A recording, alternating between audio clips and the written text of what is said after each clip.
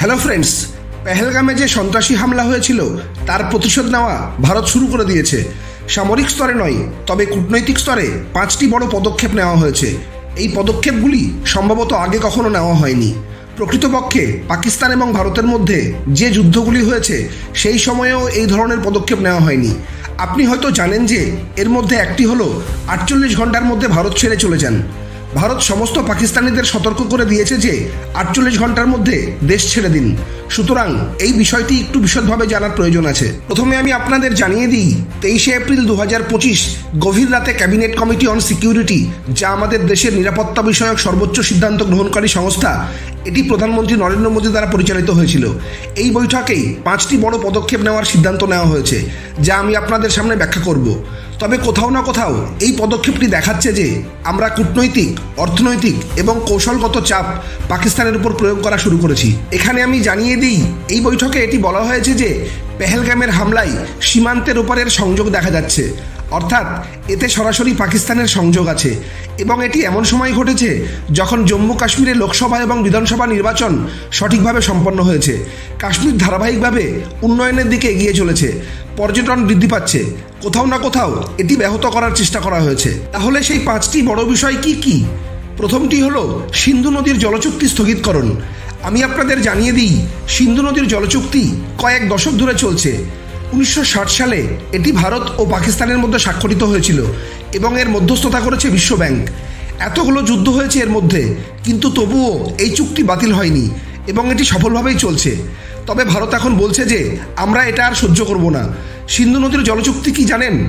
এখানে উপরের 3টি নদী, ইন্দাস বা সিন্ধু, ঝিলাম, চেনাব বা চন্দ্রভাগা, এই 3টি নদী পাকিস্তানের নিয়ন্ত্রণে রয়েছে। এর অর্থ হলো ভারত এই নদীগুলোর জল আটকাতে পারে না। তবে এখানে বিদ্যুৎ উৎপাদনের জন্য যদি আমাদের দরকার হয় তা আমরা করতে পারি, কিন্তু নদীর যে প্রবাহ তা বন্ধ করা সম্ভব নয়। এই 3টি নদী কার্যত পাকিস্তানকে বরাদ্দ করা হয়েছিল, আর নিচের 3টি নদী যেমন রবি বা ইরাবতী, বেয়াস বা বিপাশা, সুতলেজ বা শতদ্রু সম্পূর্ণভাবে ভারতের নিয়ন্ত্রণে থাকবে। অর্থাৎ এই 3টি নদীর জল ব্যবহারের বিষয়ে ভারত নিজের সিদ্ধান্ত নিতে পারে। কিন্তু ভারত এখানে কি করেছে? প্রথমবারের মতো এই চুক্তি স্থগিত করেছে। এর মানে ভারত চাইলেই উপরিভাগের এই 3টি নদী, ইন্দাস, ঝিলাম এবং চেনাবের জল ব্যবহার করতে পারবে। যে কোনো ধরনের জল সংরক্ষণ বা ব্যবহারের সিদ্ধান্ত এখন ভারতের নিয়ন্ত্রণে থাকবে। তাহলে এখন এর প্রভাব কি হবে? প্রথমত, যদি আমি কৌশলগত দিকটি বলি, তাহলে দেখুন, ইন্দাস বা সিন্ধু নদী পাকিস্তানের লাইফলাইন। পাকিস্তানের 90% কৃষি কার্যকলাপ ইন্দাস নদী অববাহিকার উপর নির্ভর করে। আপনি কল্পনা করতে পারেন ভারতের এই সিদ্ধান্ত যে পাকিস্তানে কত বড় অস্থিরতা সৃষ্টি করতে পারে তা দেখার মতো বিষয় হবে। তবে এখানে কিছু আইনি জটিলতাও রয়েছে। ভারত এখানে যুক্তি দিতে পারে যে 1960 সালের সিন্ধু নদীর জলচুক্তি ধারা 7 অনুযায়ী এটি স্থগিত করা হচ্ছে, কিন্তু একই সঙ্গে পাকিস্তানও ভারতের বিরুদ্ধে অভিযোগ আনতে পারে যে এটি আন্তর্জাতিক নিয়ম লঙ্ঘন করেছে। অর্থাৎ কোনো অবস্থাতেই এই চুক্তি বাতিল করা উচিত নয়। তবে সামগ্রিক বার্তাটি হলো, এটি একটি নন মিলিটারি কিন্তু অত্যন্ত কার্যকর চাপ কৌশল। অর্থাৎ ভারত পাকিস্তানের উপর সামরিক আক্রমণ করছে না, কিন্তু একটি বড় চাপ পাকিস্তানের উপর সৃষ্টি করেছে। দ্বিতীয় পদক্ষেপ নেওয়া হয়েছে আটারি ওয়াঘা বর্ডার ক্রসিং।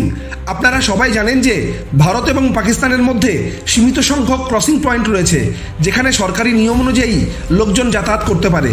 তবে আমরা সবাই জানি পাকিস্তান নিয়মিত অনুপ্রবেশ ঘটায়। আটারি ওয়াঘা বর্ডার খুবই বিখ্যাত। এই পাশে রয়েছে অমৃতসর আর অন্য পাশে রয়েছে লাহোর। উভয়ই দুই দেশের জন্য অত্যন্ত গুরুত্বপূর্ণ শহর। এখানে বিটিং রিট্রিট অনুষ্ঠানের জন্য এই বর্ডার বেশ পরিচিত। যখন মানুষ অমৃতসর ভ্রমণে যায় তারা প্রায়শই এই বর্ডারে যায়, যেখানে দৃশ্যও খুব মনোমুগ্ধকর হয়। তবে এখানে এখনও কিছু বাণিজ্য কার্যকলাপ চলত। লোকজন এই বর্ডারের মাধ্যমে যাতায়াত করত এবং কিছু পণ্যও এই বর্ডারের মাধ্যমে পাড়ি দিত। এখন ভারত সিদ্ধান্ত নিয়েছে এটি সম্পূর্ণভাবে বন্ধ করে দেওয়া হবে। অর্থাৎ কোনো যাত্রী এখন এই বর্ডার দিয়ে এক দেশ থেকে অন্য দেশে যেতে পারবে না এবং কোনো পণ্য আর এই বর্ডার দিয়ে পরিবহন করা যাবে না। এখন প্রশ্ন হলো, এর প্রভাব কি হবে? দেখুন, আমি আপনাকে জানিয়ে দিই যে বর্তমানে ভারত এবং পাকিস্তানের মধ্যে সরাসরি বাণিজ্য খুব একটা হয় না। তবে অল্প যা কিছু চলছিল, যেমন ঔষধপত্র, শুকনো ফল, টেক্সটাইল, সেগুলোও এখন সম্পূর্ণভাবে বন্ধ হয়ে যাবে।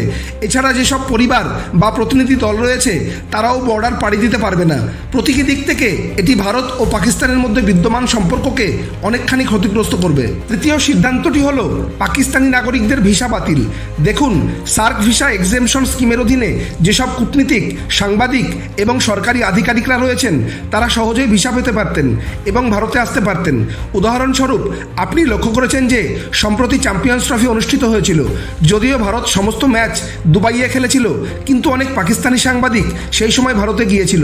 তারা এই সার্ক ভিসা এক্সেমশন স্কিমের অধীনে এসেছিল। এখন ভারত 48 ঘন্টার মধ্যে সমস্ত পাকিস্তানি নাগরিকদের দেশে ফিরে যাওয়ার নির্দেশ দিয়েছে। যেসব পাকিস্তানি নাগরিক এই স্কিমের অধীনে ভারতে এসেছেন তাদের 48 ঘন্টার মধ্যে দেশ ছাড়তে হবে এবং নতুন কোনো ভিসা পাকিস্তানি নাগরিকদের জন্য ইস্যু করা হবে না। এর প্রভাবের কথা বলতে গেলে এটি পাকিস্তানি ছাত্র, চিকিৎসা রোগী এবং সাংস্কৃতিক দর্শকদের উপর উল্লেখযোগ্য প্রভাব ফেলবে। ভারত একটি স্পষ্ট বার্তা দিয়েছে যে যতদিন পর্যন্ত পাকিস্তান সন্ত্রাসবাদ সমর্থন করবে ততদিন পর্যন্ত দুই দেশের মধ্যে স্বাভাবিক সম্পর্ক বজায় থাকবে না। তাছাড়া এই ভিসা প্রক্রিয়ার মাধ্যমে ভুল লোকজনের অনুপ্রবেশের যে ঝুঁকি ছিল তা ভারত অনেকটাই কমিয়ে দিয়েছে। চতুর্থ বড় পদক্ষেপ হলো পাকিস্তান থেকে ভারতীয় কূটনীতিকদের প্রত্যাহার। দেখুন, উভয় দেশের মধ্যে হাই কমিশন স্থাপিত রয়েছে, তবে বহুদিন ধরেই কোনো হাই কমিশনার নিয়োগ করা হয়নি, কারণ সম্পর্ক ইতিমধ্যেই খারাপ ছিল। ভারতের হাই কমিশন ইসলামাবাদে এবং পাকিস্তানের হাই কমিশন নয়াদিল্লিতে রয়েছে। এই কমিশনগুলিতে কূটনৈতিক কর্মকর্তারা উপস্থিত ছিলেন।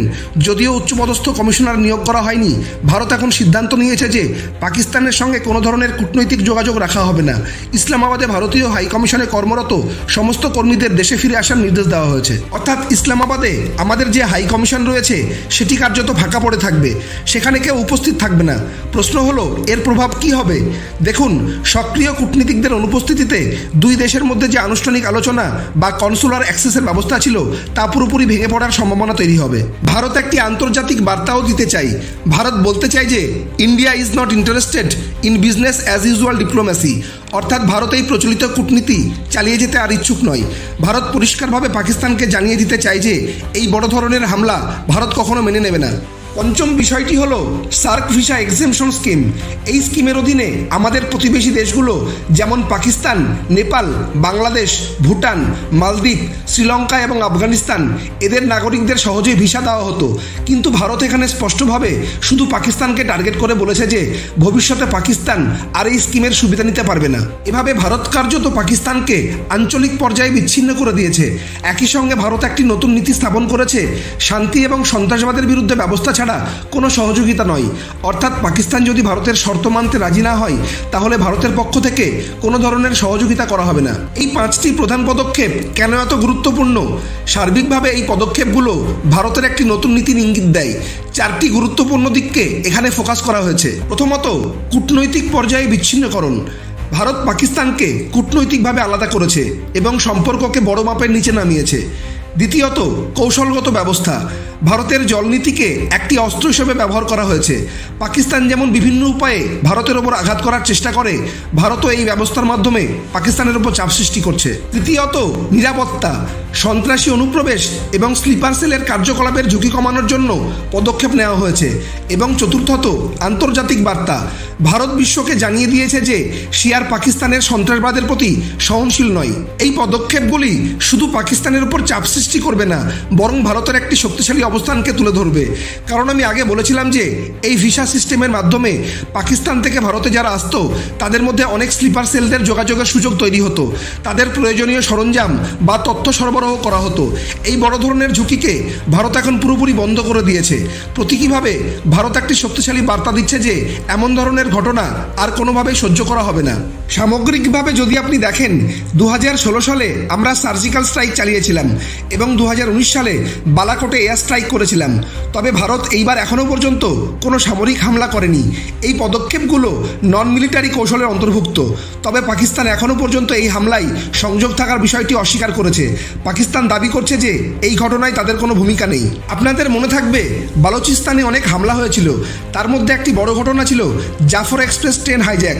তখন অনেক বিশেষজ্ঞ ভারতকে সতর্ক করেছিলেন যে পাকিস্তান বিষয়গুলোকে অন্যদিকে ঘোরানোর চেষ্টা করবে। জাফর এক্সপ্রেস হাইজ্যাকের দোষভার ভারতের উপর উপর চাপিয়ে দেবে এবং ভবিষ্যতে ভারতে বড় ধরনের হামলা হতে পারে। দুর্ভাগ্যবশত সেই সতর্কতা সত্যি প্রমাণিত হয়েছে। যদি আপনাদের আমার এই ভিডিওটি ভালো লেগে থাকে তবে ভিডিওটি লাইক করুন এবং কমেন্ট করে জানান যে ভারত সরকারের পাকিস্তানের সন্ত্রাসবাদের বিরুদ্ধে আর কি কি পদক্ষেপ করা উচিত। যদি এ ধরনের আরও ভিডিও দেখতে চান তাহলে বেঙ্গলি ডকুমেন্টারি স্পিকার ইউটিউব চ্যানেলটিকে সাবস্ক্রাইব করে পাশে থাকা বেল আইকনটি প্রেস করুন, যাতে পরবর্তী সমস্ত ভিডিওর নোটিফিকেশন আপনার কাছে পৌঁছে যায়। ভিডিওটি সম্পূর্ণ দেখার জন্য ধন্যবাদ।